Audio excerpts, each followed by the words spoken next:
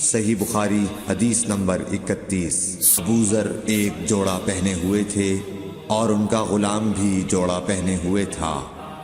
سبب دریافت کیا گیا تو کہنے لگے کہ میں نے ایک شخص یعنی غلام کو برا بھلا کہا تھا اور اس کی ماں کی غیرت دلائی یعنی گالی دی، تو رسول اللہ صلی اللہ علیہ وسلم نے یہ معلوم کر کے مجھ سے فرمایا، اے ابو ذر، تو نے اسے ماں کے نام سے غیرت دلائی ہے، بے شک تجھ میں ابھی کچھ زمانہ جاہلیت کا اثر باقی ہے۔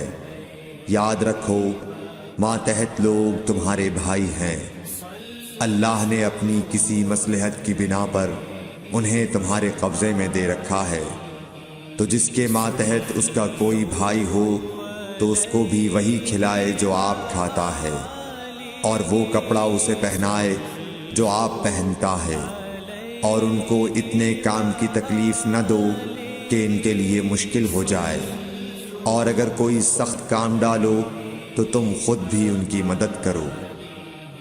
صحیح بخاری حدیث نمبر 31۔ يا نبي سلام عليك، يا رسول سلام عليك، يا حبيب سلام عليك، صلوات الله۔ صحیح بخاری حدیث نمبر 32۔ جب سورہ انعام کی یہ آیت اتری، جو لوگ ایمان لائے اور انہوں نے اپنے ایمان میں گناہوں کی آمیزش نہیں کی، تو آپ صلی اللہ علیہ وسلم کے اصحاب نے کہا، یا رسول اللہ، یہ تو بہت ہی مشکل ہے، ہم میں کون ایسا ہے جس نے گناہ نہیں کیا؟ تب اللہ پاک نے سورہ لقمان کی یہ آیت اتاری کہ بے شک شرک بڑا ظلم ہے۔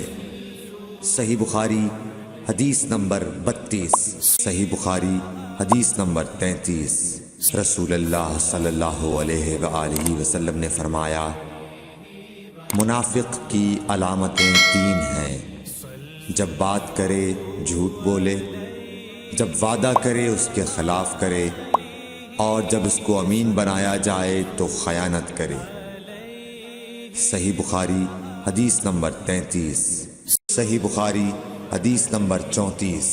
رسول اللہ صلی اللہ علیہ وسلم نے فرمایا کہ 4 عادتیں جس کسی میں ہوں تو وہ خالص منافق ہے، اور جس کسی میں ان 4 میں سے ایک عادت ہو تو وہ بھی نفاق ہی ہے جب تک اسے نہ چھوڑ دے۔ وہ یہ ہیں، جب اسے امین بنایا جائے تو امانت میں خیانت کرے، اور بات کرتے وقت جھوٹ بولے، اور جب کسی سے عہد کرے تو اسے پورا نہ کرے، اور جب کسی سے لڑے تو گالیوں پر اتر آئے۔ صحیح بخاری حدیث نمبر 34۔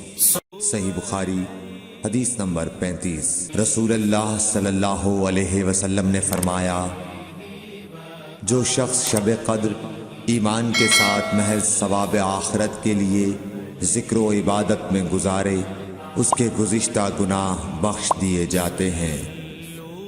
صحیح بخاری حدیث نمبر 35۔ صحیح بخاری حدیث نمبر 36۔ رسول اللہ صلی اللہ علیہ وسلم نے فرمایا، جو شخص اللہ کی راہ میں جہاد کے لیے نکلا، اللہ اس کا ضامن ہو گیا۔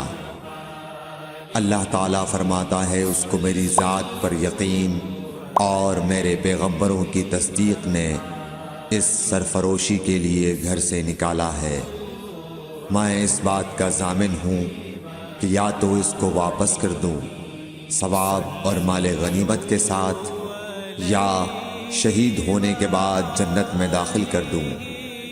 رسول اللہ صلی اللہ علیہ وسلم نے فرمایا، اور اگر میں اپنی امت پر اس کام کو دشوار نہ سمجھتا تو لشکر کا ساتھ نہ چھوڑتا، اور میری خواہش ہے کہ اللہ کی راہ میں مارا جاؤں، پھر زندہ کیا جاؤں، پھر مارا جاؤں، پھر زندہ کیا جاؤں، پھر مارا جاؤں۔ صحیح بخاری حدیث نمبر 36۔ صحیح بخاری حدیث نمبر 36۔ صحیح بخاری حدیث نمبر 37۔ حضرت صلی اللہ علیہ وسلم نے فرمایا، جو کوئی رمضان میں راتوں کو ایمان رکھ کر اور ثواب کے لیے عبادت کرے اس کے اگلے گناہ بخش دیے جاتے ہیں۔ صحیح بخاری حدیث نمبر 38۔ حضرت صلی اللہ علیہ وسلم نے فرمایا، جس نے رمضان کے روزے ایمان اور خالص نیت کے ساتھ رکھے اس کے پچھلے گناہ بخش دیے گئے۔ صحیح بخاری حدیث نمبر 38۔ صحیح بخاری حدیث نمبر 39۔ حضرت صلی اللہ علیہ وسلم نے فرمایا، بے شک دین آسان ہے، اور جو شخص دین میں سختی اختیار کرے گا تو دین اس پر غالب آ جائے گا اور اس کی سختی نہ چل سکے گی۔ بس اس لیے اپنے عمل میں پختگی اختیار کرو اور جہاں تک ممکن ہو میانہ روی برتو، اور خوش ہو جاؤ کہ اس طرز عمل سے تم کو دارین کے فوائد حاصل ہوں گے، اور صبح اور دوپہر اور شام اور کسی قدر رات میں عبادت سے مدد حاصل کرو۔ نماز 5 وقتہ بھی مراد ہو سکتی ہے کہ پابندی سے ادا کرو۔ صحیح بخاری حدیث نمبر 39۔ صحیح بخاری حدیث نمبر 40۔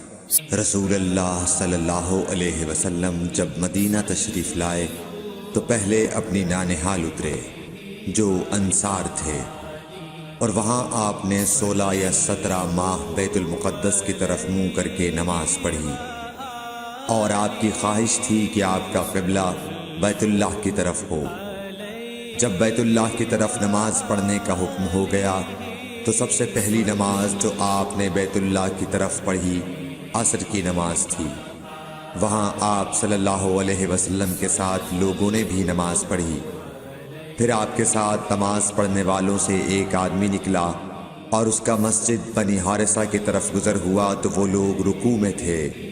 وہ بولا کہ میں اللہ کی گواہی دیتا ہوں کہ میں نے رسول اللہ صلی اللہ علیہ وسلم کے ساتھ مکے کی طرف منہ کر کے نماز پڑھی ہے۔ یہ سن کر وہ لوگ اسی حال میں بیت اللہ کی طرف گھوم گئے، اور جب رسول اللہ صلی اللہ علیہ وسلم بیت المقدس کی طرف منہ کر کے نماز پڑھا کرتے تھے، یہودی اور عیسائی خوش ہوتے تھے، مگر جب آپ نے بیت اللہ کی طرف منہ پھیر لیا تو انہیں یہ امر ناگوار ہوا۔ زہیر ایک راوی کہتے ہیں کہ ہم سے ابو اسحاق نے برا سے یہ حدیث بھی نقل کی ہے کہ قبلہ کی تبدیلی سے پہلے کچھ مسلمان انتقال کر چکے تھے، تو ہمیں یہ معلوم نہ ہو سکا کہ ان کی نمازوں کے بارے میں کیا کہیں۔ تب اللہ نے یہ آیت نازل کی، وَمَا كَانَ اللَّهُ لِيُضِيعَ إِيمَانَكُمْ، سورہ بقرہ آیت نمبر 143۔ صحیح بخاری حدیث نمبر 40۔